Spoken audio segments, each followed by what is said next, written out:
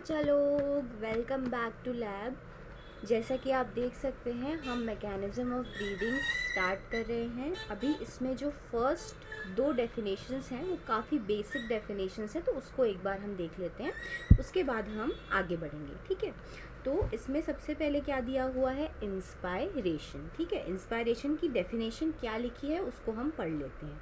Inspiration can occur if the pressure with in the lungs. अब जो pressure है lungs के अंदर उसको हम क्या नाम दे रहे हैं, इंट्रा पल्मोनरी प्रेशर, यानी लंग्स के अंदर जो प्रेशर है उसका नाम है intra pulmonary pressure, is less than the atmospheric air. वो कम है एटमॉस्फेरिक एयर के कंपैरिजन में या एटमॉस्फेरिक प्रेशर के कंपैरिजन में।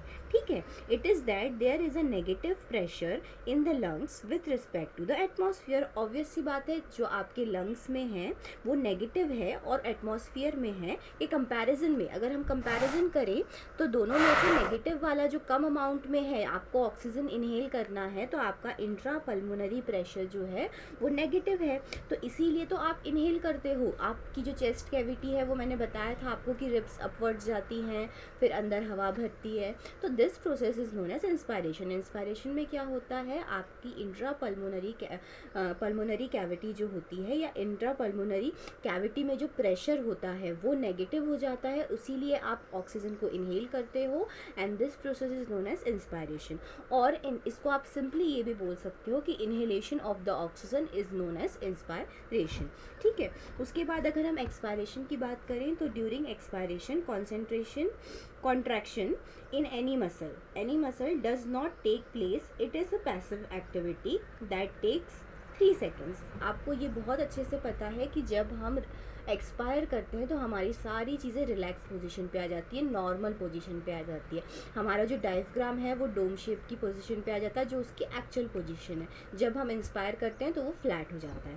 ठीक है, तो इस पर्टिकुलर प्रोसेस में कॉन्ट्रैक्शन नहीं होता है और ये एक टाइप की पैसिव प्रोसीजर है, क्योंकि इसमें किसी भी तरह का कोई एफर्ट नहीं लग रहा है और इसको मुश्किल से 3 सेकेंड लगते हैं। तो ये दोनों चीज़ें हमने क्लियर कर ली। अब इसके बाद हम देखेंगे रेस्पिरेटरी वॉल्यूम्स एंड कैपेसिटीज़। ठीक है, ये बहुत इंपॉर्टेंट पार्ट है, इसको ध्यान से समझिएगा, बहुत इजी है। ठीक है, सबसे पहले हम टाइडल वॉल्यूम को देखेंगे। TV is the short form, तो इससे आपको याद रखना है कि आप टीवी देख रहे हो। ठीक है, टीवी, ठीक है, तो टीवी देखते समय हमारे जो प्रोसेस चल रही है रेस्पिरेशन की वो नॉर्मल ब्रीदिंग चल रही है, बस उसी से ये कनेक्टेड है। मतलब टाइडल वॉल्यूम का मतलब वो होता है कि air occupied by the lungs during the normal breathing is equal to the tidal volume. यानी कि यहाँ पे आप डेफिनेशन देखो, it is amount of air inspired और एक्सपायर्ड ड्यूरिंग नॉर्मल ब्रीदिंग, यानी कि आपका इनहेलेशन और एक्सेल। ठीक है, मैंने क्या बताया था, ब्रीदिंग की प्रोसेस में दोनों इन्वॉल्व हैं, क्या, इनहेलेशन और एक्सपिरेशन। ठीक है, तो उसमें जब आपकी जो टाइडल वॉल्यूम है, जितनी भी हवा आप इनहेल कर रहे हो उसका जो वॉल्यूम ऑक्यूपाइड हो रहा है वो, और जो आप एक्सहेल कर रहे हो वो कितना होता है, 500 ml। ठीक है, whole inspired air does not reach up to the lungs. अब ये पॉइंट को अच्छे से याद रखना है कि जितनी भी इंस्पायर्ड एयर आप लेते हो, जितनी भी सांस आप अंदर भरते हो, वो पूरी लंग्स तक नहीं पहुंचती, वो पूरी लंग्स तक नहीं पहुंचती, और उसको हम बोलते हैं एनाटॉमिकल डेड स्पेस। ठीक है, the portion of air which remains in the respiratory tract, जो मैंने बताया, is called anatomical dead space. Its value for man is 150 ml. अब इसका जो अमाउंट है, जैसे मैंने बताया, इसका था 500 ml और इसका है 150, ये आपके रेस्पिरेटरी ट्रैक्ट में ही रहती है। ठीक है, तो टाइडल वॉल्यूम का मतलब क्या है, टाइडल वॉल्यूम को आप याद रखोगे नॉर्मल ब्रीदिंग के हिसाब से। नॉर्मल ब्रीदिंग कब, आप कोई मूवी देख रहे हो बैठ के, टीवी देख रहे हो, टेलीविजन देख रहे हो, बट यहाँ पे टीवी का फुल फॉर्म है tidal volume, and tidal volume is connected to the normal breathing. अब नॉर्मल ब्रीदिंग चल रही है तो नॉर्मल ब्रीदिंग के दौरान जितनी आप एयर अंदर लोगे और बाहर छोड़ोगे उसका अमाउंट 500 है, और उसको आपको ये बोलना है कि जो आपका लंग्स है वो पूरी इंस्पायर्ड एयर को बाहर नहीं निकालता है, कुछ अमाउंट ऑफ एयर अंदर रह जाती है, जिसको हम बोलते हैं dead space, anatomical dead space, जो कि 150 ml है। ठीक है, उसके बाद हम देखेंगे इंस्पायरेटरी रिजर्व वॉल्यूम, ठीक है। इंस्पायरिटी IRV इसका शॉर्ट फॉर्म होता है। तो इसकी डेफिनेशन है, it is the maximum amount of the air inspired over tidal volume by the deepest inspiration. ये बहुत ही ज़्यादा आसान तरीके से इसको हम मेडिटेशन की प्रोसेस के थ्रू समझ सकते हैं। जब हम डीप ब्रेथ लेते हैं, जब हम मेडिटेट करते हैं, ब्रीदिंग एक्सरसाइज करते हैं, when we take a deep breath in and then exhale, let go, हम बोलते हैं ना, take a deep breath in and let go. तो इसका मतलब है डीप ब्रेथ जो आप ले रहे हो, दैट मीन्स आप मैक्सिमम अमाउंट ऑफ एयर अपने लंग्स में भर रहे हो, उसी को बोलते हैं IRV।